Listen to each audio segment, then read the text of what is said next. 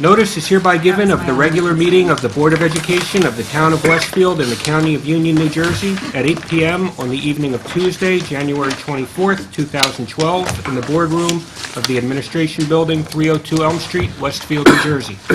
The purpose of the meeting is to transact the regular business of the Board and to transact any other business to come properly before the Board.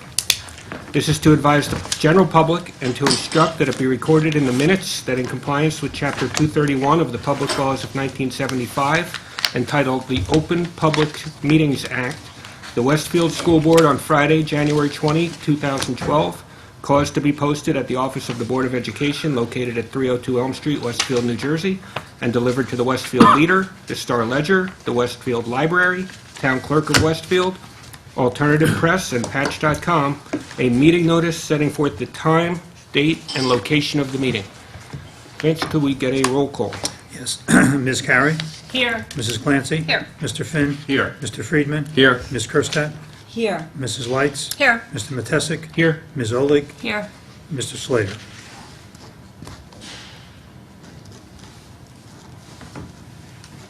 All right. You join me in the flag salute. Pledge allegiance to the flag of the United States of America and to the republic for which it stands, one nation, under God, indivisible, with liberty and justice for all. Announcements. Anything on this end? Richard, Mark? You have? I do. On January 16th, Westfield observed the birthday of Dr. Martin Luther King, Jr. The day began with a procession from the Martin Luther King Monument to the Presbyterian Church. We gathered as a community to remember the wisdom and peacefulness of Dr. King as we listened to speeches, sang hymns, and heard the words of our children expressed in award-winning essays and poetry. This year's theme of economic justice was also displayed in student artwork. The first place winners for essays included Mark Walter, 6th grade Roosevelt Intermediate School, and Rebecca Wang, 4th grade Franklin Elementary School. The first place winners in the poetry contest included Sarah Coley, 7th grade Holy Trinity School, and Alex Park, 5th grade Wilson Elementary School. In the art category, the first place winners included Juliana Yang, 7th grade Roosevelt Intermediate School, and Caroline Tan, 5th grade at Jefferson Elementary School. Congratulations to all the winners, and thank you to the Martin Luther King Jr. Association of Westfield for sponsoring this important annual event. Thank you. This is about our website. Next time you are browsing the home page of the district's website, you may notice the addition of a search option at the top of the screen. We hope this new feature will provide you with ease of accessibility to all the information that is available on the thousands of our web pages. Great. Thousands? Thousands, absolutely. No. Anything in? No. Dave? Yes, thank you. This weekend, the Washington School Players will perform Roadster and Jokester. Tickets are available for Friday performance at 7:30. That's January 28th. And then January 28th, Saturday at 2 p.m. and at 8 p.m. Our very own board member, Mitch Slater, who is actually practicing right now for the show, guarantees a good time for all. Thank you. Got a guarantee. All right. He's not here, so. No money back. Yep. Jane, go ahead. From the intermediate schools, 8th grade students in Westfield's Gifted and Talented program from Edison and Roosevelt worked with a scientist from the Molecular Biology Department of Princeton University last week. The scientist came to Edison Intermediate School, where the GT program is based, bringing with her highly technical equipment from the university. With the equipment, Westfield students isolated genomic DNA from grocery store foods and analyzed these foods for genetic modification. The students were thrilled to use the equipment that is mostly used in college, in addition to having the visiting scientist work with them. The class will be making a PowerPoint to share with what they learned with the other students, and maybe us. That is impressive. Good news. All right.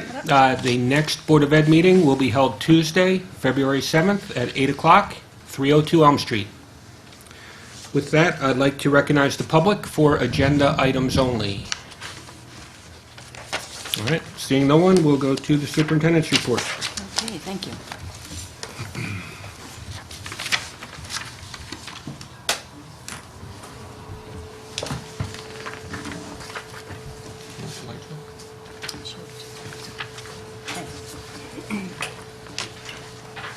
So there are really two separate reasons for tonight's presentation. One is actually a state requirement.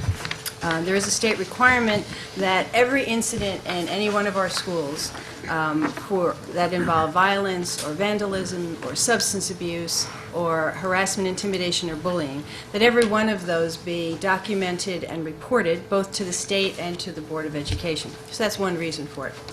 And there are some changes with those requirements, which I'll go over a little briefly. But the second reason is the district made a commitment to 3 goals this year, and one of those goals has to do with establishing, communicating, and modeling standards for respect and responsibility at all of our levels within the school district. So tonight's presentation attempts to mold both of those things, a state requirement plus our own district goal, into one presentation. So first, I'll focus on the state requirements, and I'll go over what some of the differences are. For years, I've had to do a presentation on violence, vandalism, and substance abuse. But now, as of this year, it's required to have 2 reports a year. And one is supposed to report from July 1 to December 31st. That's what this report is. And then there'll be a second one after we get to June 30th. So there have to be 2 reports a year. And the other big difference is, in addition to the previous categories, I have to report on any confirmed cases of harassment, intimidation, or bullying, which is commonly known as HIB these days. H for harassment, I for intimidation, B for bullying. So hopefully I won't lapse into HIB, but if I say HIB, that's what I'm referencing. That's become a code word among people in New Jersey who are involved in education. So those are the changes this year. First, I'll start with what hasn't really changed. This next part of the report is similar to what's been presented before. So for the first half of this year is the first column, from 7/1/11 to 12/31/11. The total number of violence, vandalism, substance abuse incidents is 14. Out of those actions, when they're broken down, there were 2 times where the police were notified and a formal complaint was filed. There were 14 short-term suspensions. Those are the major categories. That's the state asked us to report on that topic. Somewhat in line with previous years. No year is exactly the same, honestly, but as of this point, it doesn't appear as though we're completely out of line. There's some differences, yes, but nothing that really stands out, I think, at this point. Then we're also required to report to the state a little information about offenders. We need to report how many of them are regular education students and how many of them happen to be students with disabilities. In this case, you can see the numbers. And where we have something that's unknown, that tends to be something like vandalism, where we do not know, we were not able to identify who did it. So the one instance there, we know somebody did cause some vandalism, but we do not know who it was. And the victim information is also broken down according to state rules, both for regular education students and students with disabilities, as well as school personnel.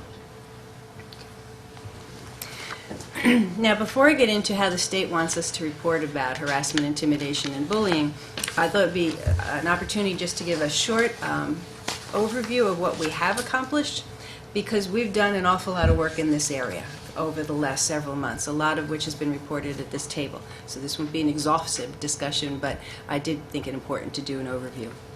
We have spent a great deal of time and energy making sure that not only are board members trained on this, staff members are trained, and students are trained. And we have had numerous sessions starting way back, right around in June of last year, and just kept on going. And they continue. All those training sessions continue. We appointed anti-bullying coordinator for the district, and we also appointed specialists for each school. And then in the next slide, you'll see the names of those people.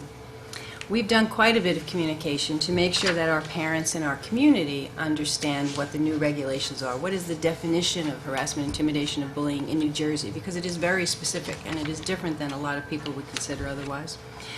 We have had, it has to be at least 20 meetings this year for parents in the community explaining aspects of this. And most of them have been well attended. They've been held at the school level, they've been held with special parent groups, and a lot of parents came out and wanted to know what the new expectations were. We've also provided online resources and information, and that has been up since the summer, actually, and as we get more information, we put that up as well for people to access. We have also had the community involved quite a bit in the development of a new code of conduct.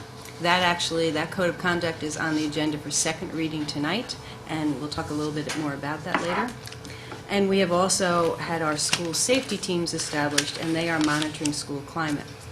We've also spent quite a bit of time talking with our students, and at whatever level they are, whether we're talking to our first graders or we're talking to our 10th graders, making sure they understand, first of all, what is bullying, what is the right way to treat people, what is acceptable, what is not acceptable, and what are the consequences when those things aren't followed.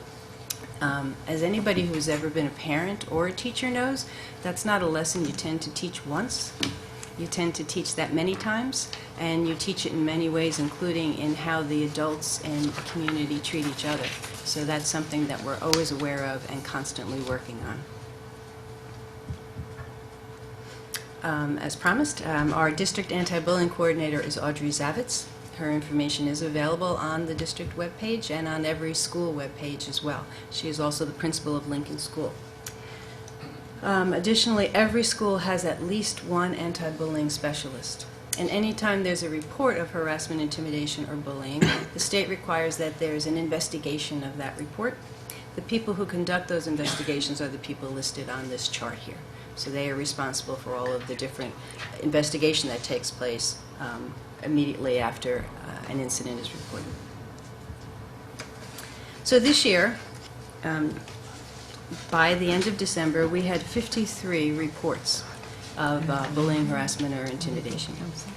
And all of those reports were investigated as per the state requirements. And state requirements, by the way, are very, very specific. Everything has a timeline.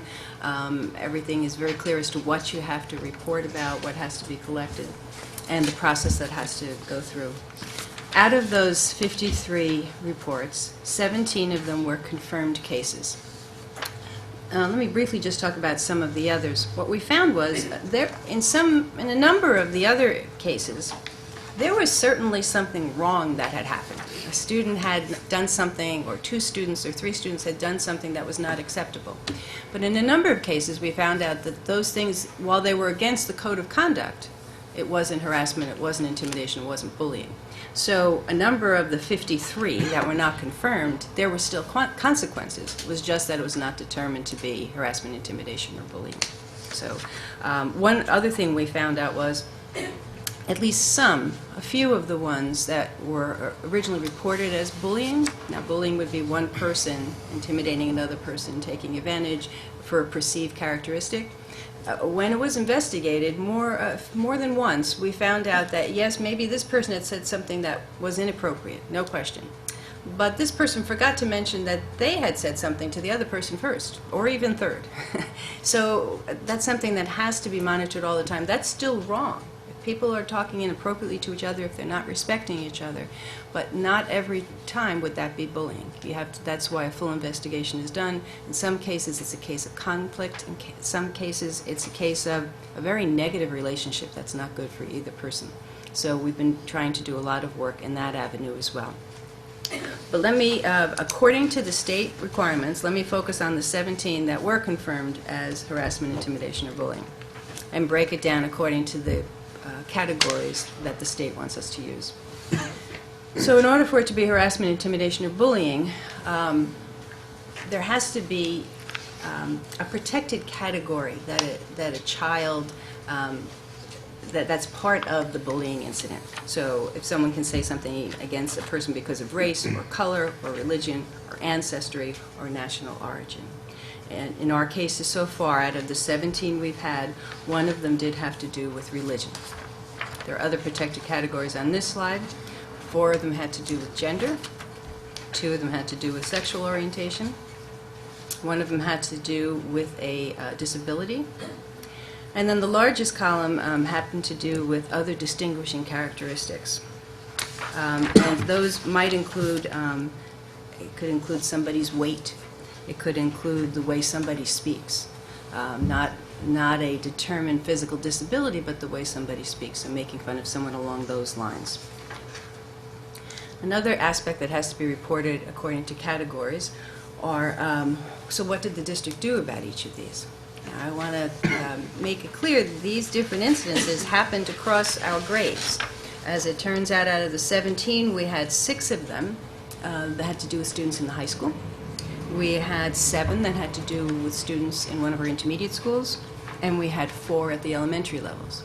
And as you might imagine, the type of bullying that you might see in a second grade might be a little different than what you would see in an older grade. They're all wrong, and students have to learn at the age they are, but there are differences. And as a result, you will see some different district responses. Individual and counseling by the counselors in the schools was part of our responses from 12 instances. In a couple, it had to do with group counseling. Let me be clear, we would not do group counseling with a bully and someone who had been bullied. That can tend to continue the bullying, so that would not be effective. So that's not what we're talking about here. But in some instances, there was appropriate group counseling that could happen. There were student conferences with administrators. In those cases, it's not counseling. It's talking with an administrator and listening to an administrator, and it's not counseling. It's a conference. There is a difference. Parent conferences, certainly including the parents in the situation. We are fortunate in that most parents, they're just like we are. They want to make sure that our students develop the best character possible, so they want the students to learn about the right way to interact as well. And including the parents is often one of the most powerful ways to improve behavior, especially when they see the school, when the child sees the school and the home is working together. Detention was certainly used. Suspension was also employed.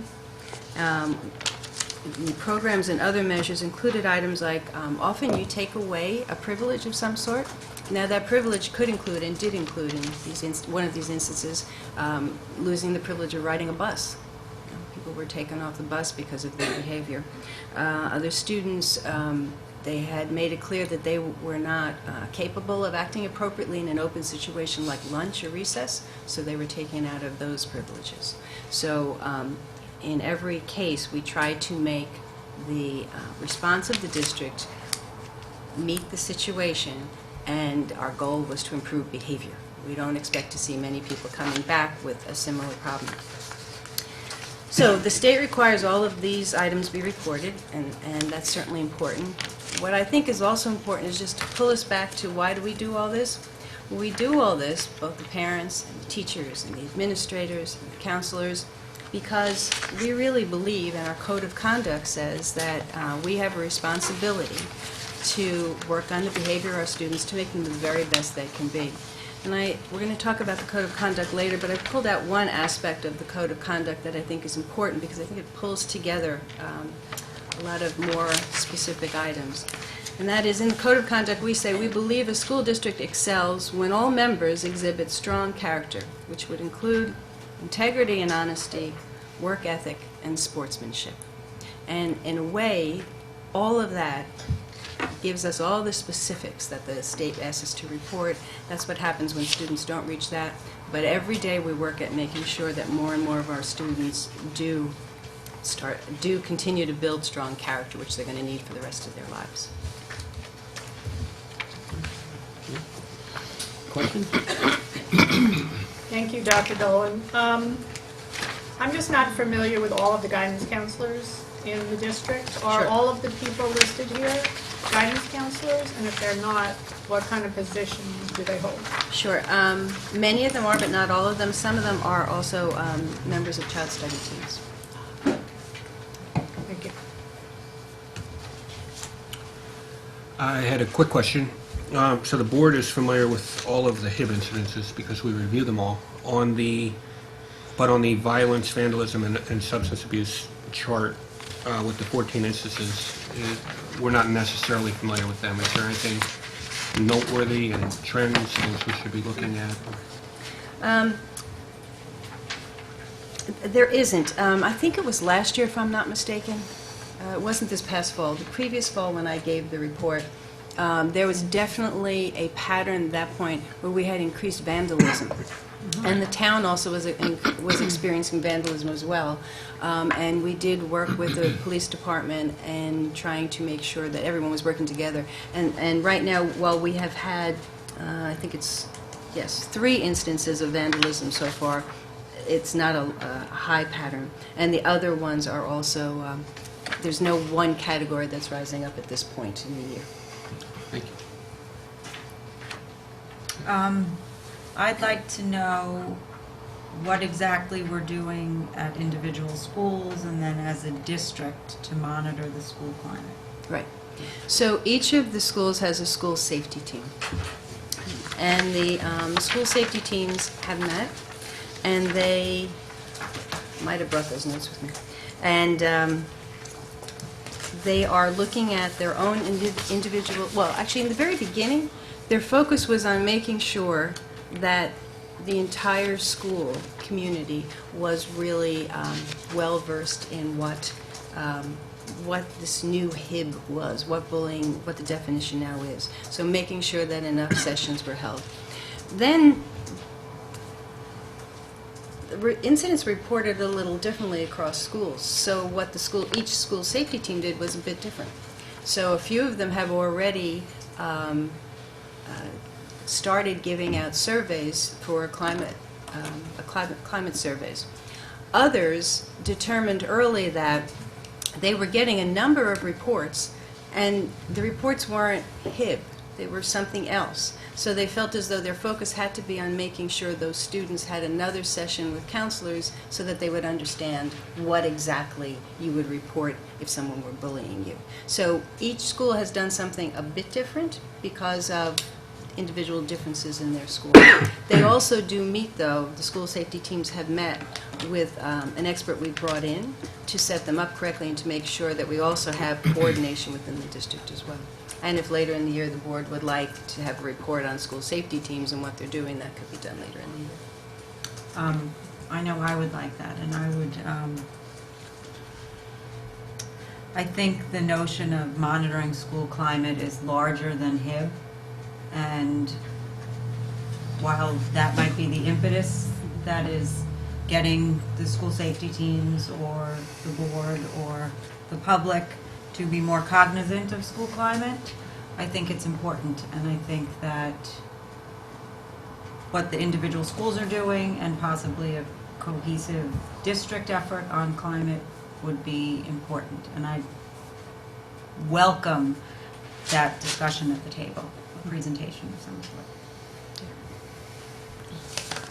So, Dr. Dolan, part of implementing any new law, especially as expansive as this one, there's a learning curve. And I know a couple of times we did the reporting out and the board had questions about it. There were, as you mentioned, differences in how things were reported and at some points investigated. Do you think the learning curve is kind of flattening now and that we're where we want to be? Because I know we've also had some collaboration or at least conversations with other districts. What are you doing with this area, et cetera? Do you think we're kind of stabilized in that sense? I think we've, to some extent, but I think we still have more to go. I think we're trying to make it a little more, the process, there are just so many reports, and maybe it's good there are that many reports. It's just a fact. I'm not complaining about it. There are a number of reports that are due, and we're trying to figure out a way to streamline it just a bit. I think we could be more efficient. I think that's actually next goal. I think we're doing a good job with the investigations. We're finding out what the true story is. We're addressing it. I think we're doing well on that, and that's the most important part. My immediate frustration is I think we could do a better job of just streamlining the process a little bit. Thank you. So actually, so people like counselors can spend more time with students and less times with a succession of forms. Thank you. On another note, I was wondering, you probably don't have this information right at your fingertips, but the information on page 5, the slide that has the consequences for the HIB instances, I guess. I just want, you had alluded to it earlier, that even if there was an investigation and it wasn't found to be HIB, there were still consequences. that were acted upon if need be. Do you have a sense or a breakdown of what those consequences look like? Because I don't unless, I don't is the short answer. A few of the ones that were not considered to be HIB were considered to be violence. I don't think there were any vandalism. There were two, I believe, that were determined to be violence, and so they had consequences. They're included in the other chart. But no, I don't have a third chart that has the ones who were not. But it could in fact be that some of these consequences were put into place even though it wasn't HIB. Absolutely. Absolutely. That can sometimes be confusing for, I would say parents, first of all, because sometimes it almost doesn't matter what you call it. Right. I mean, only some things are HIB, and only some things are violence, vandalism, and substance abuse. And then there's this whole group of things that are just wrong. They're against code of conduct, and they need to be addressed, and students need to be disciplined, students may need to be supported, but they're wrong and they need to be addressed. So just because it's not HIB and it's not, doesn't meet one of these charts, it's still important and we still address it. And there could have been a parent conference, or there could have been individual counseling. Very good point. Absolutely, there were actually all of these. There were suspensions, there were detentions, there were a number of different things. You're absolutely right.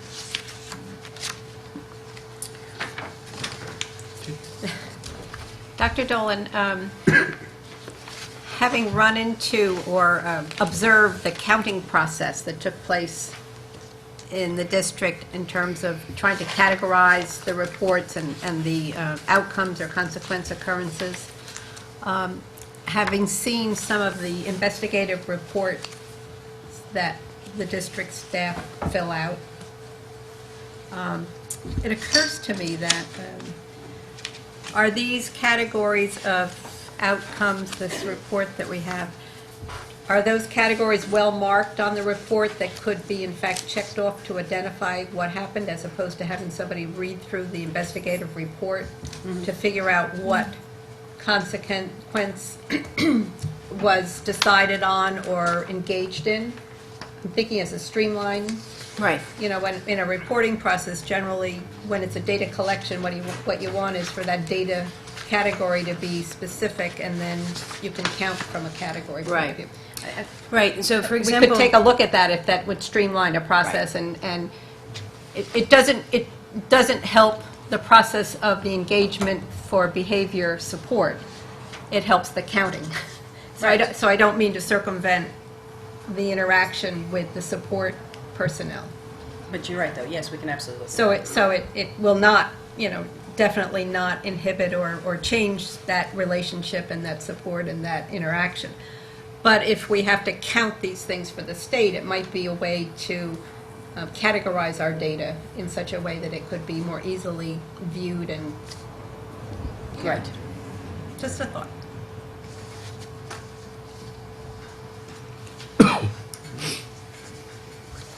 Anyone else? All right. That brings us to the next superintendent. I believe, actually, the next report is coming from the Legislative Committee. Is that correct? Yes, it is. Oh, okay. Thank you. We're going to have a PowerPoint, so if you can do the light. Thank you. Okay. The Legislation Committee has met twice now to discuss the new election law, which allows districts to move the school board election to November. We met on Thursday, January 19th, and we met again last night. The PowerPoint I am sharing with you tonight reflects the thinking of the entire committee. The committee members are Ginny, Roseanne, Dave, and myself. I will give some information about the new law. We'll go over the pros and cons of the law as we see it, and then we'll open the discussion to the board, and board members will have an opportunity to ask questions. So first, a synopsis of the law, which is taken from the bill itself.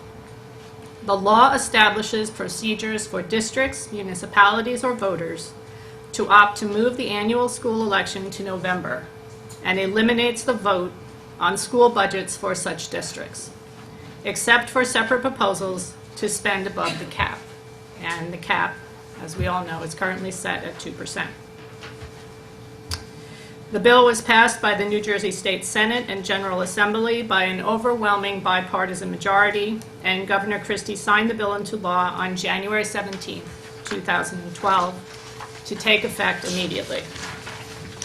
The bill does not automatically move the election to November, but allows districts the option of doing so. And there are 3 ways that a district or a town can move the election.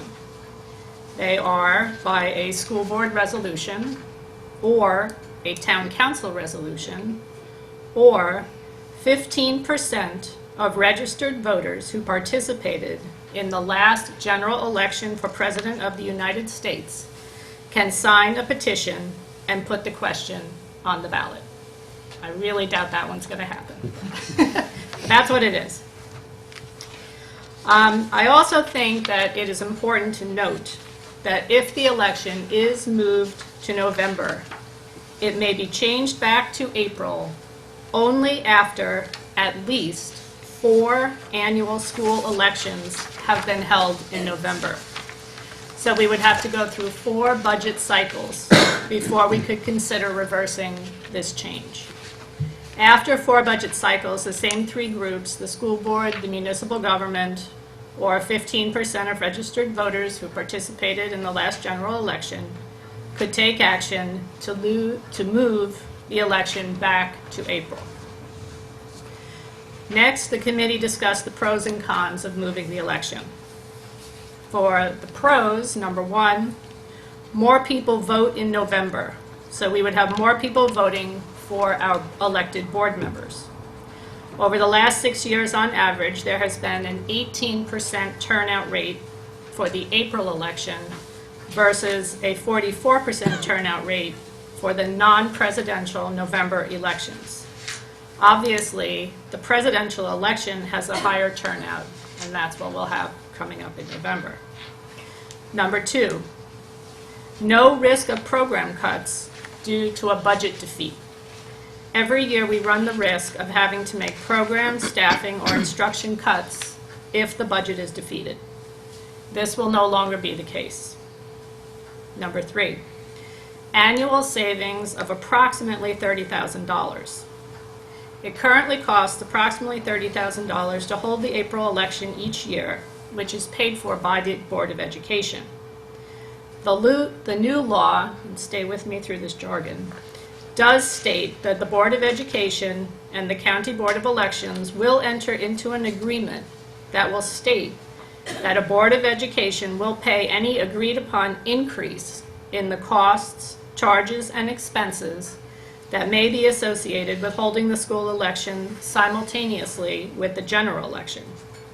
We do not see that these costs, if any, will approach $30,000 that we pay now.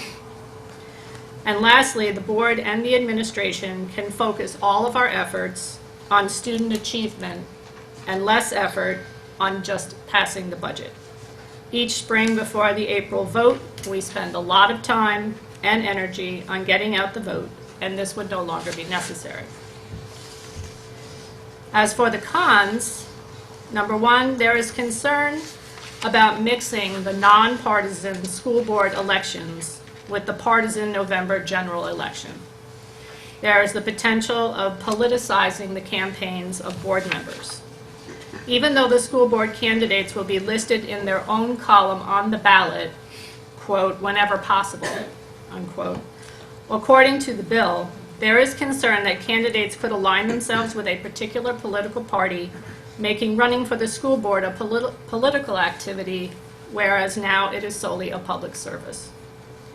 Just to clarify on the timing, if the election is moved to November, the new board will organize in the first week of January, and new board members will be sworn in at that time. Current board members up for re-election will continue to serve on this board until December. Number 2, there will be no public vote on the school budget if the tax increase is kept under the 2% cap. If the vote is moved to November, the public will only be voting on the board members who will represent them. They will no longer have a say as to their tax levy. Number 3, if the board decides to go above the 2% cap, we will do that by placing a question on the ballot asking for voter approval of the excess. If we determine when preparing our budget in March that we will seek voter approval for additional funds over the tax levy growth limitation, the 2% cap, then we will submit a temporary budget to the Commissioner of Education in March. Then, if the voters approve the proposal for additional spending in November, we will resubmit our budget, and the tax levy for the school year will be recertified to reflect the additional amount.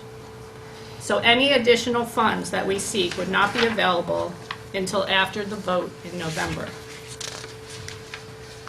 Now, I know that other committee members would like to speak and say a few words, and that there are probably questions from the rest of the board that we will try to answer. At this time, I will report that the Legislation Committee did not reach consensus on a recommendation to the full board. We could not agree on the timing of a vote on a resolution or the process to get us there. So before I open up the floor to discussion, I would like to propose a motion about our process. I would like to propose that the board make efforts to communicate the contents of the law to the community, and that we solicit their input before we vote on or prior to February 7th, which is our next scheduled meeting. May I have a second for this motion? I second.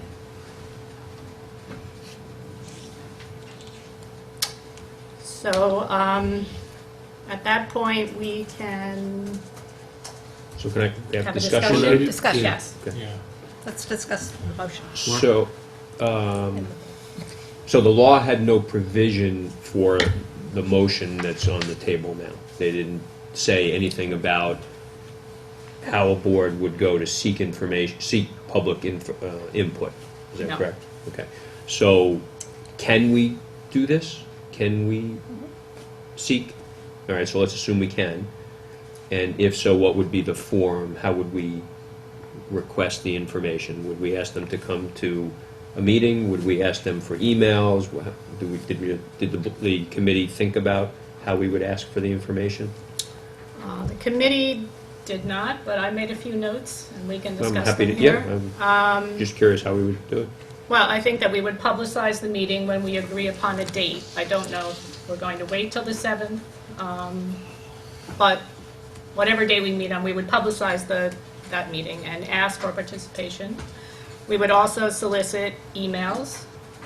Representatives from the board would meet with the PTO presidents, who meet on February 2nd. I think that's a very important group to solicit their information, and they also act for us as, they go back to their communities and discuss and bring back information from their own discussions. I think that we should email to parents telling them, just the contents of the law and what's happening, and ask them to respond. And I think we should put a notice in the Patch, the Leader, all of our media outlets, obviously on our website. Because I feel it's a very important decision, and on first blush, someone could say, well, it's a no-brainer, let's do this. It's a lot easier than what we do now, for sure. But I have always been a strong advocate for community input and community outreach, and I think that we may end up in the same exact place on February 7th, or whatever date we agree upon, but I think that we will have given the community an opportunity to tell us what they think. I mean, it's really just that simple. Okay. Other comments or questions? Jane?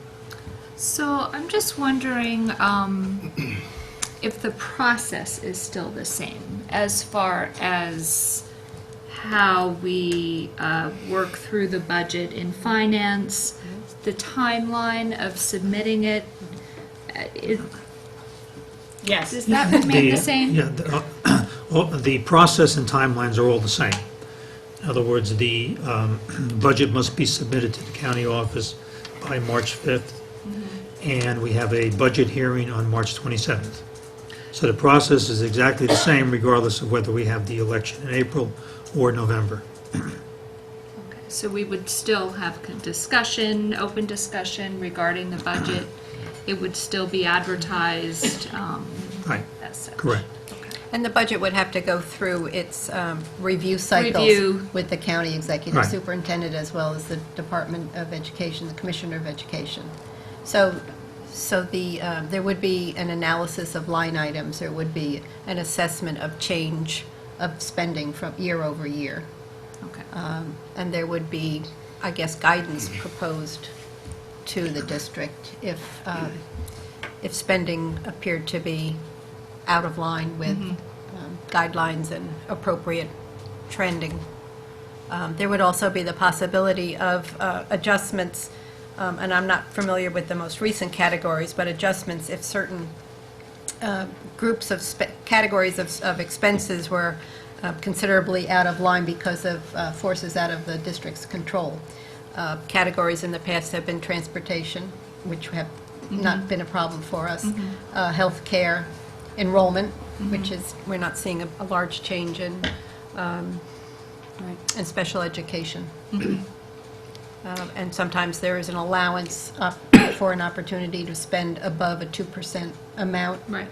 given that if the spending out of our control exceeds an average state spending by a certain amount, but that's included within statute and regulation. Yeah, it'll actually be a little interesting in a way because, you know, for decades, not I was going to say years, but for decades, you have Type 1 and Type 2 boards of education. So you have towns like Summit where their board is appointed by their town, and they don't have to worry about this law because they don't vote on their budget. That's done by the Board of School Estimate in Summit. So the public has not voted in Summit for decades. And so there used to be those and districts like ours. But now there are going to be two of the Type 2s because you're going to have the ones that vote in April and the ones where they vote for the school board members is in November.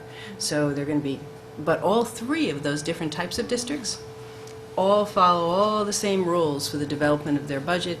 They all follow the same guidelines. They all have to be reviewed by the county superintendent. They all are judged on the same efficiencies. All the rest of that stays the same, even though there, instead of the two very different processes that already exist, there's now a third one.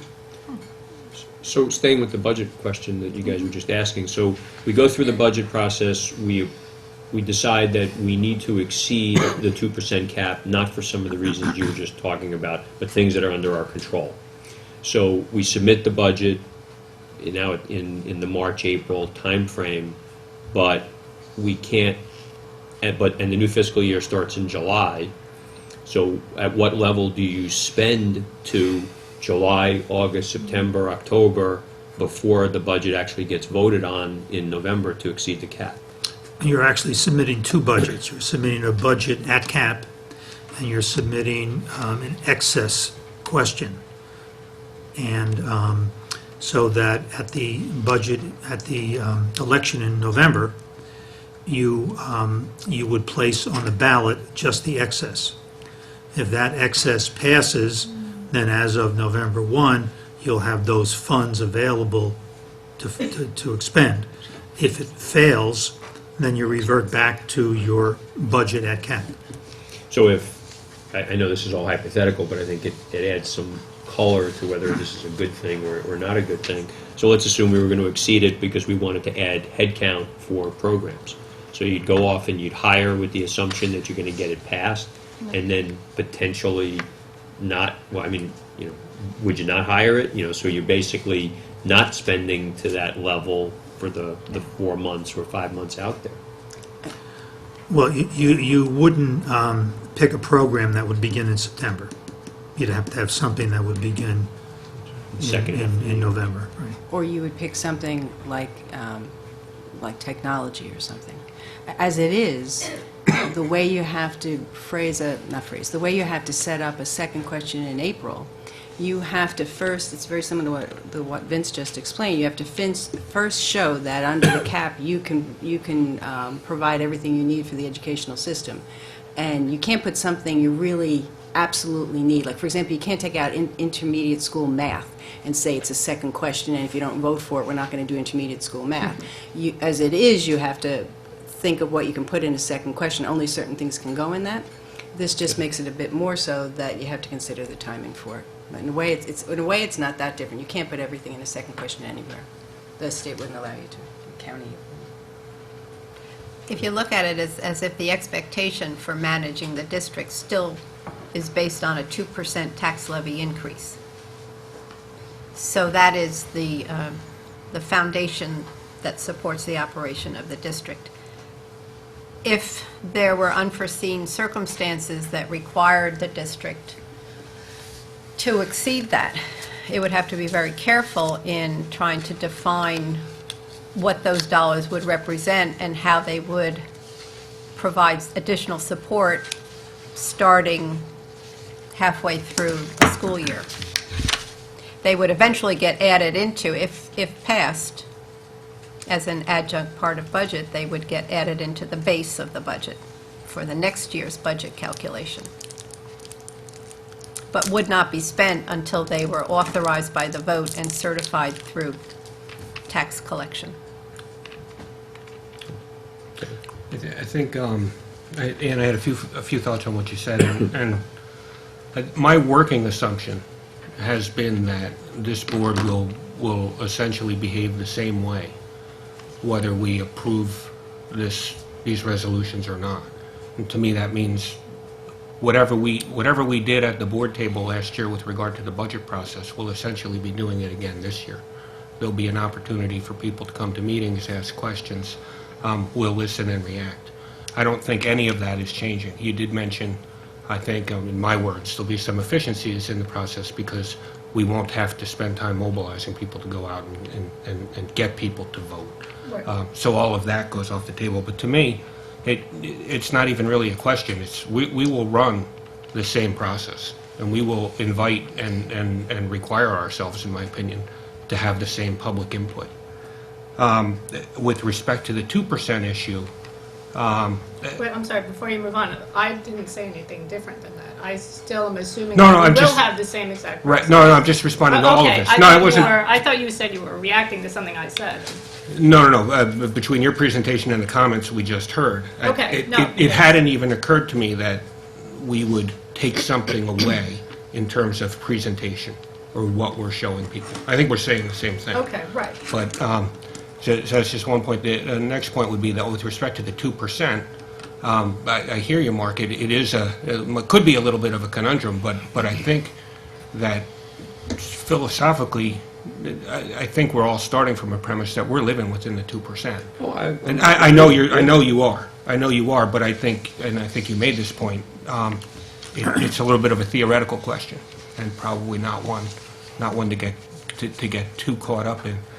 The one thing you did mention, Ann, is that you've always been a strong advocate for transparency and public input, as am I, and I think as is everybody at the table. And Gretchen, I guess we haven't had the opportunity to see whether that's true. I take from your resume and the fact that you're sitting here, everybody at the board thinks the same of you. So I don't think anybody who would put forth that we should move the date would do that for reasons contrary to transparency. I think it's the other things you mentioned, the efficiencies, that certainly in my case would lean toward moving. But just as a final point, I think the point that was most persuasive to me, and I thought this was an excellent presentation, so thank you, on the pros of moving the election, the focus more on education and less on passing the budget. I think just as a board we have a lot to do. And to me, to spend more time on this, unless you're telling me there's just something out there we haven't thought of, I don't see it in the context of your motion to wait. I just don't see it. Well, we haven't had any community input. I mean, I'm Well, really I don't- sitting here right now, have no idea how the community feels. But you haven't talked to anybody in the community? Because I think a lot of us have. Maybe my closest 5 friends. Okay, I mean, but- I don't but- know who's going to come out. and But what but they're it's going to but, say. but wait a minute. So we're not a closed door. We invite the public to all our meetings. This is topical. It's not a shock we're talking about it. It's on the agenda. I've certainly talked to people. I know a number of other board members have. I've spoken to the mayor, just because the town council has the option to do what they're doing, what we're doing. So, I don't think we're operating in a closed box. That would concern me if I did, and so that's my thought. Gretchen? It strikes me that just in terms of promoting transparency, that some of that is about perception as well and how it will be perceived. And if we were to proceed without taking a 2-week period to invite more public comment, to try and get the word out, one of my questions to ask was, has anybody been in touch with the town council? Do we have some input or feedback from them? Because before I walked in here tonight, I had no sense of that. If I, as a board member, has no sense of that, then I certainly don't expect that the general community does. And so, even though I don't think that we would not be transparent if we were to proceed before February 7th, I certainly think that there might be a perception among the community that we acted very swiftly without really taking, the temperature of the town on this issue. This is a big issue. It strikes me that it's really significant, and we can't be hasty about it. It's my 2 cents. Can I just make a comment? So, I think that's a good point. What I would say to that is, since Governor Christie came into office, and some that have been in education for a while have commented at various times, moving this election to November is not a new thing. We've known about it as a board. Perhaps we were a little bit distracted in the preceding months, replacing a new board member, putting a new board member on the board, but this is something that's been out there. And the only comments I've heard from people are, it seems like a good move and an efficient way to run the district. In terms of people having their say, they're going to vote every November for 3 board members, whether re-elected or new. I just think there's not much that we don't know about this, if anything, and I don't know that there's anything someone in the public coming to say about this issue that's been out there is going to change anyone's mind. And that's to me, the level of transparency that we've had with this. It's been covered ceaselessly to me in all the newspapers, the websites that cover New Jersey politics. Anyone that's following school issues knows that this has been talked about. And to delay or act swiftly, whatever words we want to use, I don't think we're doing that. This has been out in the public domain for a while, and I think we're making a decisive, smart, efficient use of our time by just having the vote tonight, whether to move the election or not. Can you maybe clarify for me, as the new kid on the block, what are the detriments to waiting 2 weeks to make the decision? One question I was going to ask Vince is, we have not been given much guidance by the state in terms of the timing. So there's this one date that's out there, February 27th, where candidates for an April election would have to have their petition signed. So you could potentially have somebody out there in the pavement getting petitions signed. And as a courtesy to those people, if we're going to move the election, that would be one reason to do it. The other reason to me is we've got a lot of work to do. We're leading up to a budget that still has to pass the same process. And to me, that supersedes hearing from maybe 10 people that are going to come out and have comments about moving it or not. And I just think we have a lot more important things to do, and this has been in the public domain. If people had a concern about an election moving to November or staying in April, and they were really passionate about it, they would have been at that podium, in my opinion. That's how much I think it's been covered. Well, Dave, you're right, it has been in the public domain, but it hasn't been in our domain. We first mentioned that we were even going to discuss this on Friday. It came out in our agenda. And I think, I don't know, 10 people in town actually read the agenda, one being Rich Solomon. I just don't think that people, the community, going about their everyday business, top of mind, they don't click onto our agenda every week. So it's only been on our agenda for 4 days. In terms of the candidates, they have to get their petition in by February 27th, so they will have 20 days to get 10 signatures. It's not a huge process. And I just don't see the downside, and I think that we will feel that we did the right thing, that we didn't rush it. Maybe no one will come to the meeting. I have no idea. I just really don't know. But I just don't see the urgency on why we have to pass it today. I don't know what the urgent factor is. Did anyone else on the committee have a view to whether we would vote on this tonight? I mean, was that? I think the rest of the committee saw both sides of the value statement, that could be some community response. It's possible there wouldn't be a lot of community response. It's possible that the community response would not add anything to the conversation. It's possible it would, but the committee went through the analysis of the pros and the cons in many shapes, sizes, ways. We talked about several other implications for a board and the way a board organizes, but really that's not a public domain question, and I don't know that I think the board and the professionalism and the capability that individuals bring to the board will circumvent, will supersede that impact. I see the perception point. I think that the public, to heighten awareness within the public's eye is important. When all is said and done, I think it is the appropriate decision of the board members sitting here as to what the impact is on a sitting board and the ability to strike an appropriate budget and oversee a district Don't you think prudently. Don't you think if a bipartisan legislature felt it was the job of the Board of Education to educate the public on this topic, they would have required public comments? I mean, that's just a I question. would have liked them to give us an edict that said that we would do this. Right. So, Which they do. I mean, They gave a choice. Basically, If we were my sense required- is that they wanted it done, but they stopped short of saying you will do it. right, but they would have required the Board of Education to have public input if they felt it was necessary. Well, Bipartisan. I agree with you, but it wasn't constructed in the most reasonable way. It was done quickly during lame duck session, finally. I was on the committee, and I was and am torn about waiting 2 weeks to make this decision, because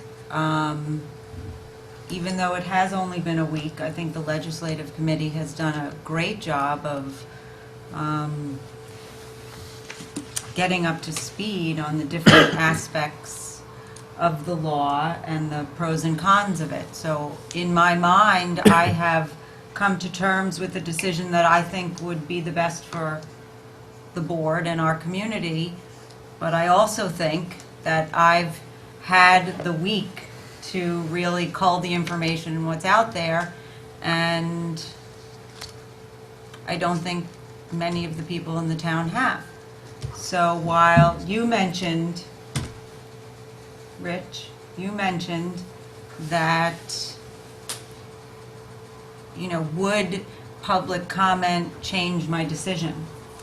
I don't know, because I think I've turned the thing upside down, but I don't know. I would prefer if we didn't wait 2 weeks, but I know that's scheduling another meeting in very busy times. But that's, you asked about what the committee members had thought. Thank you. Committee.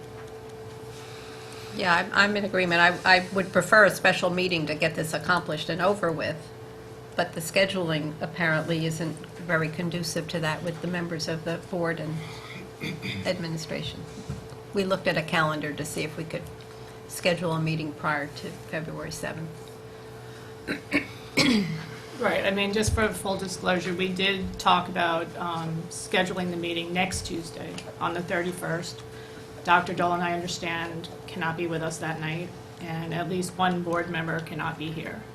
So that's why I put out the February 7th date, only because next Tuesday, waiting 1 week is not available. Jane, did you have a question? I'm just still sort of thinking it through. Two things are coming to mind. The first thought that I have is that it is critically important for the public to know that we that losing a public vote is not losing a voice, and that is something that we find very important year-round. And as I've thought about this the week, I've thought that, it would be helpful to have the pressure off in a very short amount of time in order for us to work year-round on that piece, that we value public input on everything that we do. So that keeps coming to mind. And then the other thing I was just thinking about as far as getting public input, it reminds me of what we do when we're thinking about the vote. So, and sometimes what happens is we hear from a very small group of people on a specific topic, and I'm just sort of in my mind wondering, how do we know what the overall viewpoint is? If we hear from 5 people who are adamant about one way or the other, how will we know that there isn't another 5 out there that haven't spoken up? I mean, my only answer to that is yes, we always have only a few people who come in person and talk to us. But over the last few years, when we have indicated that we'd like emails on a subject, we have gotten many, many responses. I can't remember what the issue was, but I remember Lori even counting them up. It was keeping a roster of pros and cons on some issue. I don't remember which that one that was, but the calendar. Yeah. so, Calendar. or maybe that's what we do. Maybe we ask for email input and keep the, I'm not sure, because we won't be able to vote again until the 7th. Okay. Anyone else? Lori has just passed the information over that 41 districts in New Jersey have moved their election date to November. And from the communications that I've had with different boards, sitting on tri-county quality boards, there's a lot of conversation going on, and the conversation really started last, Thursday? I think it was signed last Wednesday. Signed Tuesday, and Tuesday. Tuesday night some boards moved to. Okay. So it's really been almost less than a week. So about 10%, I guess, that is. I don't know how many are eligible to change. 441 or so are the That sounds. number of districts. And what is the time frame by which we have to make a decision? We haven't been informed yet by we were told we will be informed. There will be a timeline, but they haven't given it to us yet. Is Except the there, natural, I'm sorry. is there a risk to waiting 2 weeks? Well, the only risk would be that if the timeline came out and indicated that we had to make the choice before February 7th, we'd have to Hustle. schedule another meeting. I mean, the natural timeline, I was just going to say, is the day before or the day of the 27th, because that's when the petitions for the new candidates. So that's kind of, and I don't know why the county is issuing a date. Well, in the interest of being efficient, we've now spent about 25 minutes talking about whether we're going to talk about this more. You have a motion on the table to not vote on this tonight, to vote on it, let's say in 2 weeks. I think you're not contending we need to have a special meeting. Yeah, good point. And I just, Mitch had left had asked me to read just a statement from him, so we ought to have the benefit of his input as well, knowing that this was an agenda item tonight. Thanks. So he asked that I read it. It says, "I strongly support the legislation and governor on moving the elections to November, as we, as a district, continue to operate with fiscal accountability and plan on continuing that with our new budget discussions underway now. Whatever savings the district can garner with this move, as well as increasing voter turnout, is a win-win for all taxpayers." So that is Mitch's view. I think we've all sort of aired our views. There is a motion on the table. It is to wait to hold a vote in 2 weeks. I don't know that we had specific action items as to how to get the word out, but we certainly have good people who can do that, I think, without our specific direction. Is that fair? Okay. So unless there's other comments, then proceed to vote. Ms. Carey? Yes. Ms. Olig? Yes. Mrs. Clancy? Yes. Mr. Finn? No. Mr. Friedman? Yes. Ms. Kerstad? Yes. Mrs. Lights? Yes. Mr. Matesic? Yes.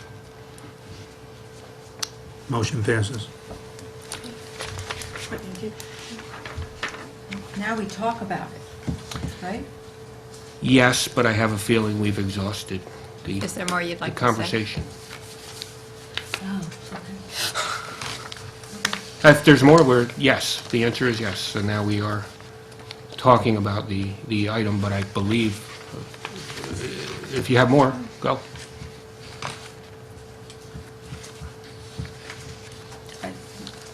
I guess so. I mean, I wanted to hear more specifically what other people felt. Just voted. What? We just voted. No, we just voted to not vote on it. Oh.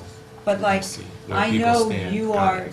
Right. because Understood. we're on the legislative committee Yes. together, I know that you are in favor of moving it Got it. to November.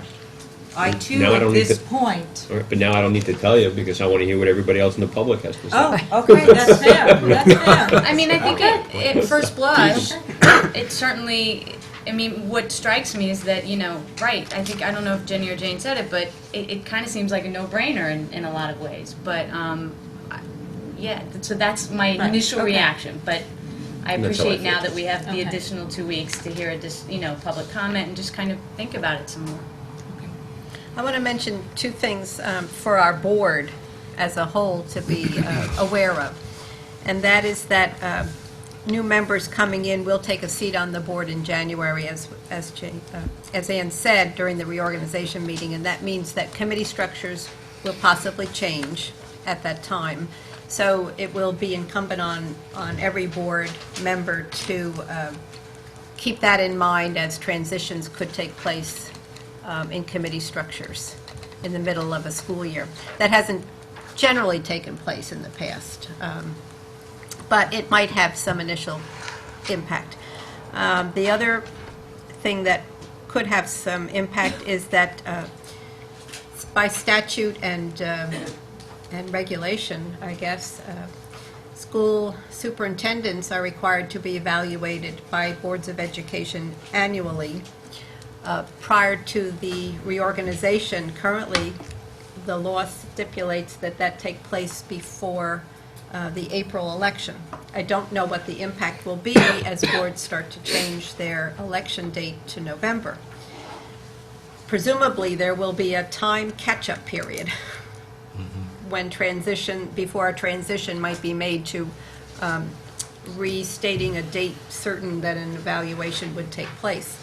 Under the circumstances, if we were to move our election to November, it is possible that we would have the entry of new board members arrive at the board table with the responsibility for participating in the evaluation of our superintendent with other sitting board members in a very short time frame before they had very much knowledge of the interactions of the board and the relationship of the superintendent to the business of the district.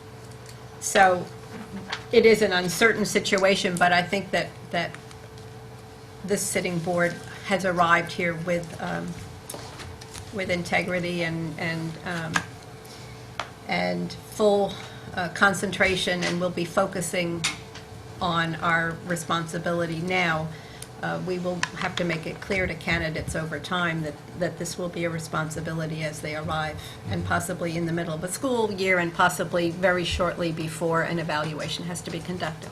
So it's just something to keep in mind.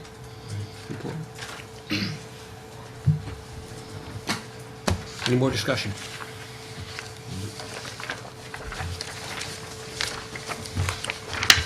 That brings us to approval of the minutes of the board meetings held on January 10, 2012, and private minutes of January 10, 2012. All those in favor? Aye. Any opposed? None. All right. Personnel, Jane. Okay, I would like to ask for the board's approval of personnel items number 1 through 10, as well as addendum item number 11. Second? Second. Okay, and we do have 2 retirements that I'm going to turn over to Dr. Dolan. We do have 2 retirements. Tonight, first I'm announcing the retirement of someone who may be familiar to many of us in the room tonight. Bill Wolin is retiring from his position as head custodian of this building on Elm Street. After a career in industry, Bill was hired as a Westfield custodian in 1987. He served at Wilson, Washington, Jefferson, and Roosevelt schools before coming to Elm Street. And after almost 25 years in Westfield, we wish Bill all the best in his retirement. I'm also announcing the retirement of Lance Wildstein.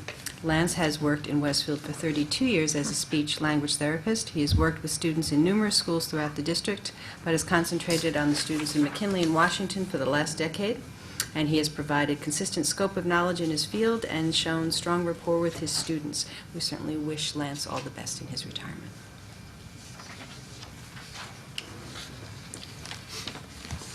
Anyone else? Anything else? Mrs. Clancy? Yes. Mrs. Lights? Yes. Ms. Carey? Yes. Mr. Finn? Yes. Mr. Friedman? Yes. Ms. Kerstad? Yes. Mr. Matesic? Yes. Ms. Early? Yes. Facilities. I'll just keep on Jane, going. keep rolling. So facilities met last Thursday into Friday into Saturday. We did have a long meeting. We covered numerous topics and had 4 PowerPoint presentations. So I first just want to thank the Facilities Committee and administrators and presenters for a great evening, particularly Brian Ocker, who waited a very long time to present to us. And he was ill that evening. And I felt really bad. But he did an excellent presentation in the long run, so we do really thank him for his patience that night. So I will just briefly give a quick overview. Our first presentation was by our architect, George Duthie, who presented us with the roof assessments, the long-awaited roof assessments. And we have 2 very large reports that we are still looking through. He did give us a brief PowerPoint regarding some of the issues that we are having with some of our roofs, one being the high school and some active leaks in a few of our other schools. But we still are going to be reviewing that because that ties it into our second presenter, which was the solar company, Easy Energy, that we've been, some of the folks that we've been working with regarding what we could possibly do with solar, and that is very, as we have discussed, tied into our roof work. So we don't have a recommendation at this point, but we are still in discussion with everyone. Our third presenters were the town councilwoman and administrator and town engineer, and they have been working on the survey that was done for the parking around the high school, and we are looking forward to jointly working with them and having a presentation regarding some possible proposals for the parking around the high school. And so as soon as a date comes forward, then both sides will let everybody know, and we'll get moving on that. And then our fourth presentation was from Brian Ocker, who is our school chief technology officer, and he presented us with some logistics around details around the technology of adding wireless to the district and what that would all entail. And again, we don't have a recommendation. We've asked for a little bit more information to gather a little bit more data and to go back to finance as well to have that discussion. And our fifth presentation was from Sandy Mamery and a parent regarding the fitness center at the high school, which has been actively involved in taking a look at the weight room and the fitness center and how improvements can be done for our students at the high school as well as our student athletes. And so they talked to us a little bit about work that they've been doing, and we're looking forward to gathering additional information on that as well. But they have some great ideas and some very important ones. We were able to tour the weight room and saw firsthand that it is definitely in need of some extensive work. So that's it. All right. Well, Jane, I want to thank you for your leadership of the committee, and specifically the past few weeks. There's been a lot going on, and by no means are we through it. And you keep plugging away and seem to be happy about it. Thank you. Well. Any comments, questions? All right. We then move to long-range planning. Ginny. I have been told that initial data has been exchanged with our consultant who is doing our enrollment projection report.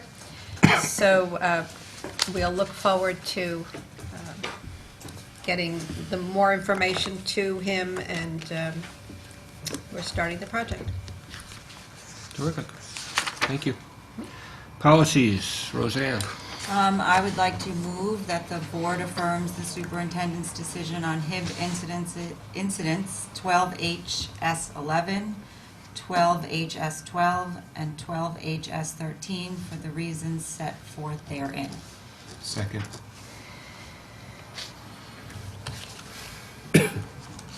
Vince? Comments, questions? Vince? Okay. Roll call. Ms. Kirsten? I have to abstain because I wasn't there. Oh. Mr. Finn? Yes. Ms. Carey? Yes. Mrs. Clancy? Yes. Mr. Friedman? Yes. Mrs. Lights? Yes. Mr. Matesic? Yes. Ms. Olig? Yes. And now I'd like the board to approve for final reading the following as attached, which is the Code of Conduct, 5500, and the Regulations, 5500 Code of Conduct. I'll second. And before we vote on it, I'd just like to mention to the board that we did receive feedback from one member of the public, and that person's comments were talked about extensively, myself and Dr. Dolan, and then we each went off and did some research and spoke to other people involved, and then I, along with Dr. Dolan, proposed to the committee to make the two changes that you have seen, which is... Yeah, just to be clear, so just one member since the first reading. We've Yes, had a number of right. people who had input previous to thank that. you, yes. But from the first reading to now, that's the one Yes. suggestion you've been talking about. Yes, thank you for clarifying that. The change that we added on page 6 of 10, that references the policies that that have to do with teacher, staff, and administrators' potential infractions of the expectations of the Code of Conduct. Some of his other comments had to do with qualifiers within the infractions chart, and as of now, they have not been added, but since this policy needs to be revised and revisited every year, the teachers and the administrators will be looking closely at those qualifiers to see if in fact they are working well in really helping administrators and teachers navigate the different behaviors and really supporting the Code of Conduct. I'll just jump in on that if I could, because we did talk about that in detail. I want to make sure that I thank all the community members who did participate, because it was just a marvelous committee of people who helped. And one of the things that they suggested, including the students who are on the committee, the high school students who are on the committee, they really wanted, as part of the regulation, one sheet, a chart on one sheet that listed what wasn't allowed and what was the range of consequences, because what would the range be? And so a few people have asked, shouldn't it be very, very specific? And what we talked about quite a bit was they're broad so that you can adapt them to specific situations. So, for example, recently, we've been aware of a few problems with bus conduct, something very important because you have to be safe on a bus, and your behavior on a bus can impact others, your own safety or others' safety. So, for example, depending on what happens on a bus, that could fall under a number of things under our chart. If board members have it, it's on page 7, but I can just review it. Depending on what somebody does on a bus, it could be considered disruptive behavior, which has levels of intervention from 1 to 3. It could be profane to offensive language, which has a different range of consequences. It could be verbal harassment. It could be bullying. Each of those is just a bit different. And those interventions can include a lot of things. They can include, detention. They can include suspension, and they can certainly include loss of privilege, which includes loss of privilege of riding a bus. So there is a wide range here intentionally so that it can fit the specific situation. Thank you. I think that makes it much clearer. So that's really all I wanted to say. Are there any comments or questions? No, I just want to note also, you noted we can update this annually. We're required to. We can update it as soon as we feel it needs to be updated, right? Right. So I'm sure you'll bring that to our attention if if we need to tweak it. Yes. That's what we do. Any other comments or questions? All right. Ms. Kerstad? Yes. Ms. Carey? Yes. Mrs. Clancy? Yes. Mr. Finn? Yes. Mr. Friedman? Yes. Mrs. Lights? Yes. Mr. Matesic? Yes. Ms. Olig? Yes. Curriculum, instruction, and programs. Ann. Yes. I would like to ask the board to approve for first reading the following curricula under Fine Arts: Advanced Portfolio Development and Art History, Drawing, Composition, and Artist Practices in 2D, and Foundations of Art. These are I guess I should ask for a second. Second. Okay. These are 4 sequential art courses offered at the high school. They're listed in reverse order here. The first class is Foundations of Art, and they go the other way. And the seniors take the Advanced Portfolio Development and Art History. And they are not new courses. These are revisions, but they have been updated to conform with the Common Core state standards for language, arts, and math. Updates have been made to the New Jersey Core curriculum content standards. The curricula has been refined, and the objectives have been streamlined to make them current. They all sounded like fabulous courses, and the committee, the SIP committee, is actually thinking of going over to the high school and taking a field trip. Many of us have not been in the art studios, so we are going to do that before the second reading, just to educate ourselves. That's really all I have to say about them. And then there's also 2 field trips. One is on the next page, which I would ask the board to approve an overnight field trip for Washington Elementary School 5th grade students. They will be attending, I'm sorry, I'm being told I have a motion on the table. So should we vote on that? Yeah, there's just one point I wanted to make, Ann, and that was that there was, if I'm not mistaken, there's no financial impact Right, yes. to the revised budget. Ms. Carey? Yes. Mrs. Lights? Yes. Mrs. Clancy? Yes. Mr. Finn? Yes. Mr. Friedman? Yes. Ms. Kerstad? Yes. Mr. Matesic? Yes. Ms. Olig? Yes. Okay, now, 2 field trips. One is on the next page, and one is on your addendum.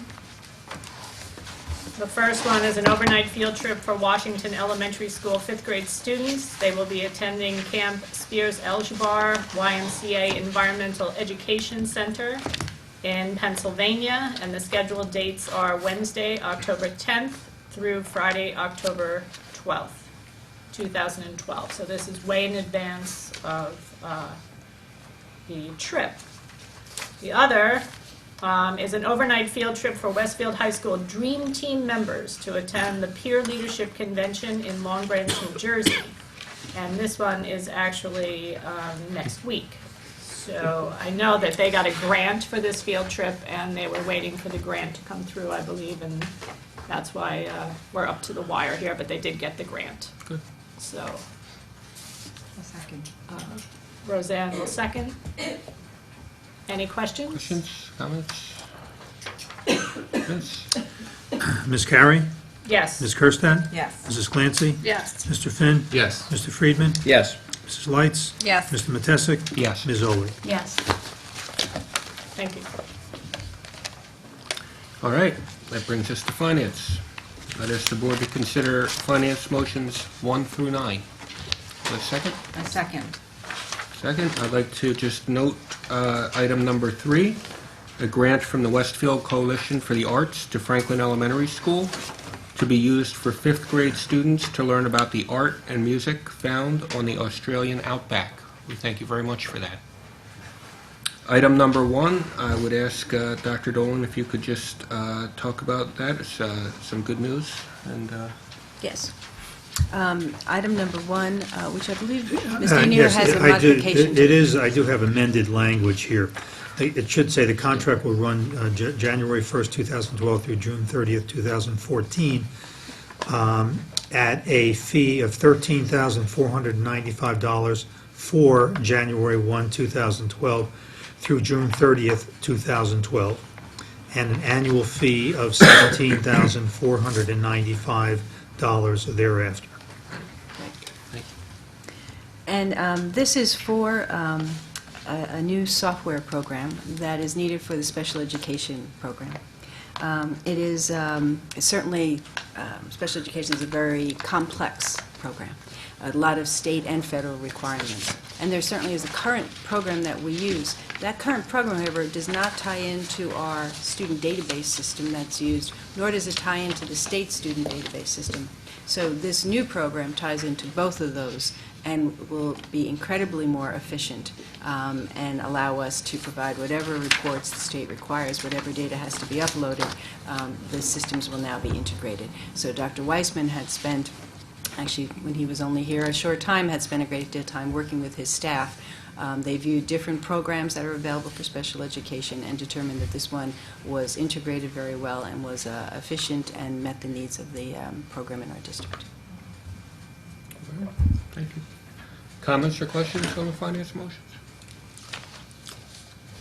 Yeah, I just said on number 1, was there a cost savings that we recognize over moving from Project Special to Easy IEP? Did we? No, actually, it's not a cost savings. No. But again, there was not the integration. Right, It okay. gave us some information, but every time you had to provide information to the state, you had to construct a separate database, so. yeah. Okay. Thanks. Vince? Mr. Matesic? Yes. Ms. Kirsten? Yes. Ms. Carey? Yes. Mrs. Clancy? Yes. Mr. Finn? Yes. Mr. Friedman? Yes. Mrs. Lights? Yes. Ms. Oley? Yes. All right. I'd ask the board to note the notes for the record. And that brings us to legislation, which, Ms. Carey, we may have covered. I think we have covered that. All right. Thank you. Unfinished business. All right. Hearing nothing, new business. Hearing nothing, ad hoc committee reports. Roseanne for Mr. Slater. Yes, I'm going to give the Technology Ad Hoc Report. The Technology Committee continues to meet weekly, and we are making lots of progress, and we are excited about the progress we are making. We have been reading articles together, we've spoken to other educators, we've reached out to other boards, and we are really collecting a lot of information and sorting through it to not only create a proposed vision and strategy for what technology might look like in Westfield in years going forward, but also really trying to fine-tune a rollout plan and some meeting not only the immediate needs of our district, but really long-term goals and vision. And we are hoping to present to the full board sometime in February, I think late February, and we're really excited about the work we're doing and can't wait to share it. Questions on that? Any other ad hoc committee reports? All right, I will then just note one announcement. So I would like to announce the formation of a new committee, a negotiations committee, to fulfill a very important role for the district over the next 18 months or so. The committee will be comprised of Dave Finn, who will also serve as its chair, Ann Carey, Ginny Lights, and Mitch Slater. The committee is charged with two primary functions. First, recommending and leading the discussions with the board as to what is a reasonable approach to negotiations with each of our associations: teachers, administrators, secretaries, paraprofessionals, and custodians. I anticipate that this will include procedural components, such as the likely timelines for negotiations, and substantive considerations, such as how to best maximize the benefits we provide association members in a manner that is fiscally prudent for the district. Second, actual negotiations. This is no small feat, as the issues can be often complex and time-consuming. Each of the associations is up for contract renewal at some point in approximately the next 6 to 18 months. This committee will sit with each of the associations for the purpose of negotiating a mutually beneficial outcome. So why do this? Why do it now? And why these individuals? I believe we need to move forward in a proactive and unified manner with each of the associations. Certain contracts are nearing expiration, as I noted, and all of the associations should know that we are proactively thinking about their needs and that we are being consistent in our approach and philosophy toward negotiations with each one of them. That is not to say the answer would be the same for each association. Perhaps far from it. But let's face it, we're in a continued challenging times fiscally. We have state-imposed caps and mandates to contend with, and a one-off approach won't get it done. Now is the time to formulate our thinking and to sit with the associations and explain that thinking and to understand their views. So that as we are trying to determine the right solutions for everyone, we have time to act and time for each side to consider and reconsider our respective positions as appropriate. And I believe that this group of four, Dave, Ann, Ginny, and Mitch, represent the appropriate mix of experience, history with the district, relationships with association members, industry experience, and insight into important and relevant issues such as healthcare trends, all while representing the very real voices of all the constituencies within the district. I've also asked that we utilize an independent negotiator to join our team for each of these negotiations. Unlike any other year in recent memory, given the likely level of complex issues we will be facing, we will benefit from a fresh view from someone who knows the district well and who knows the environment of each of our associations. I am hopeful the committee will recommend a negotiator very soon. So in closing on this point, I'll thank each of the members of the committee in advance. You face a long road, long hours, and lots of long discussions and decisions ahead.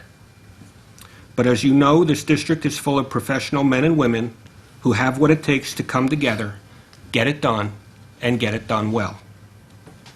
No doubt members of the press will have questions as we progress over coming months. Please direct them to Dave Finn as chair of the negotiations committee. While there will unlikely be much that Dave can say publicly, he can, of course, always give you a sense of timing as to when you may expect to hear an update from the committee in a public session of the board. Thank you. All right. That takes us to liaison reports. Ginny. I guess Roseanne and I have been busy. Last Thursday, I was attending two different ones. Represented the board at the PTC General Membership Meeting. It was a long and well-discussed meeting. Dr. Weissman was there with us and gave them an overview of the new hire personnel changes within the special education department, and had some conversation about processes ongoing. The representative of special education also talked a little bit about the expo that's coming up in March, that's well-run and always well-received by the whole district, parents and professionals alike. There were some questions specifically about the balance committee at the high school, and an interest in having an update at all school levels as to what transition planning activities are taking place and what committees are in place to, whether they're professional learning communities or other groups addressing stress or student wellness or homework. So that is an interest at the PTC general membership level. I'm sure it's an interest with PTO presidents, and I venture to say it's an interest at the board level also. So maybe that something of that nature could be scheduled at some time in the future. I also attended the McKinley PTO general meeting the same day and was very happy to be there, received a terrific presentation.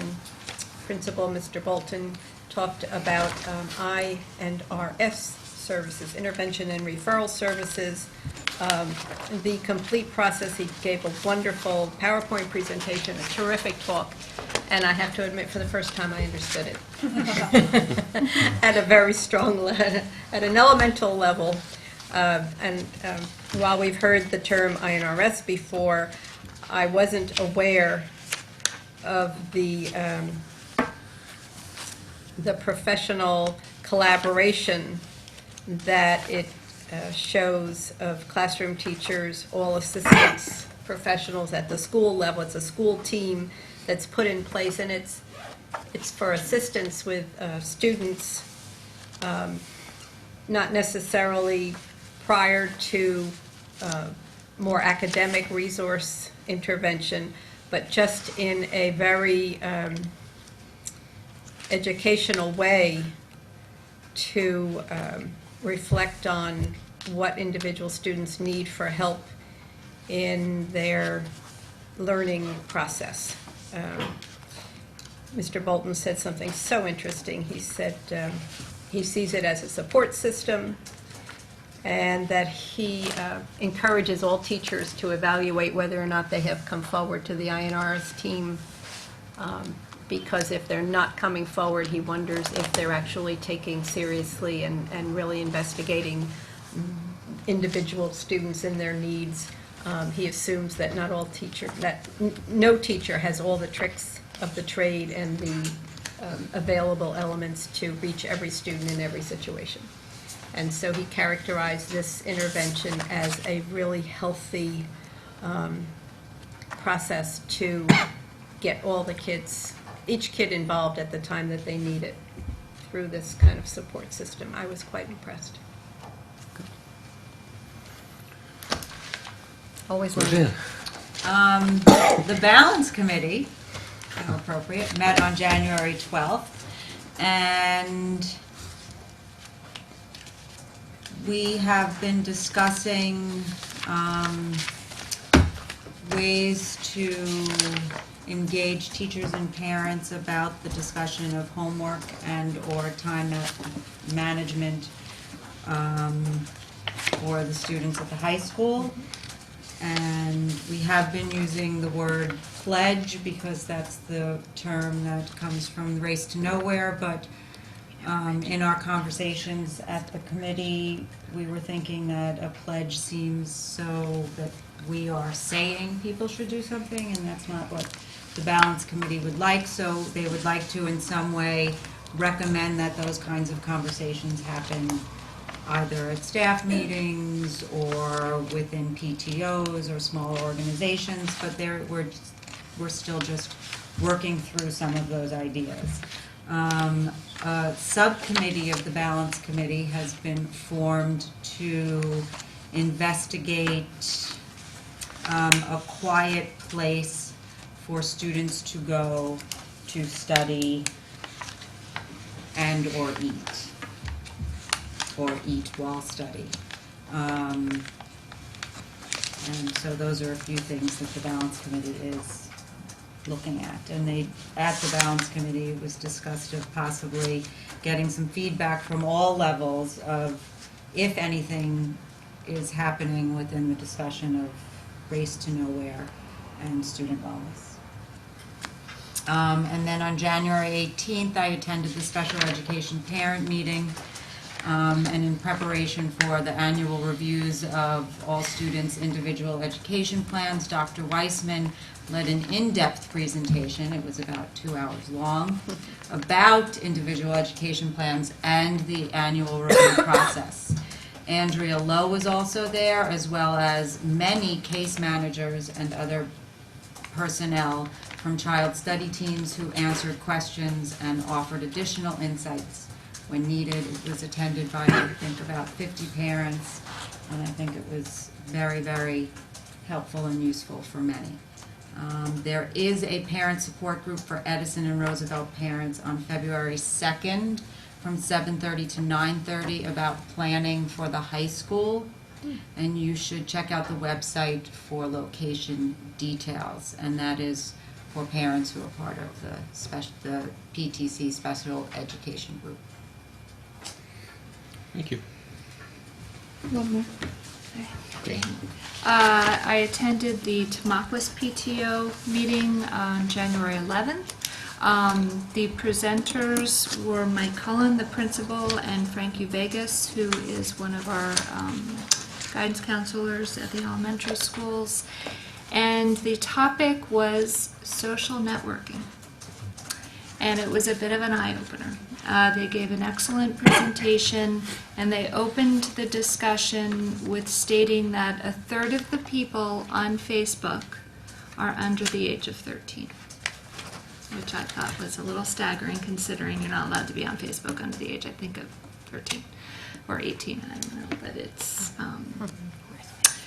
And I would say that the biggest takeaway message was that communication is key with our children, to know who they're talking to be very involved, particularly at this age, to see everything that is coming across their computer or their phone or whatever it is, to keep those lines of communication open, because as we know, one of the greatest forms, I think, of bullying is cyberbullying, and a lot of it goes undetected because children aren't able to talk about it for whatever reason there is. So communication. They talked a lot also about a lot of great websites to gather information. The FBI was one as far as safety goes, the Federal Trade Commission, Google, Xbox, even, because there's so much of that communication going on with the kids. But they actually provide a lot of valuable tips and information that can help your children keep those lines open, because it's not going away. So you've got to figure out how to manage it and manage it well and in a safe, healthy manner. So it was good. Yeah, that was about it. Thank you. On January, I think 17th or 18th, I attended the Jefferson PTO General Committee, or General Meeting, and there were no special presentations. They are in the midst of gearing up for their 2 biggest fundraisers of the year, so there was lots of discussion about that. They had some good questions about the pending legislation, and also just questions about the Jefferson field, which I then passed on to Ann, I think, and she kind of filled me in. Or was it Jane? Jane. Sorry, Jane. But it was a good meeting, well attended, and they were grateful to have a representative there. So. Thank you. Anyone else? All right. I'd like to recognize the public for questions and/or comments. All right. Seeing none, I'd ask the board to approve the following resolutions. Resolved that the Board of Education move into private session for the purpose of discussing personnel, litigation, or negotiations, and be it further resolved that any discussion held by the board which need not remain confidential, and the results of the discussion will be made public as soon as practicable. Second. All in All in favor? favor? Aye. Opposed? All right, we're adjourned.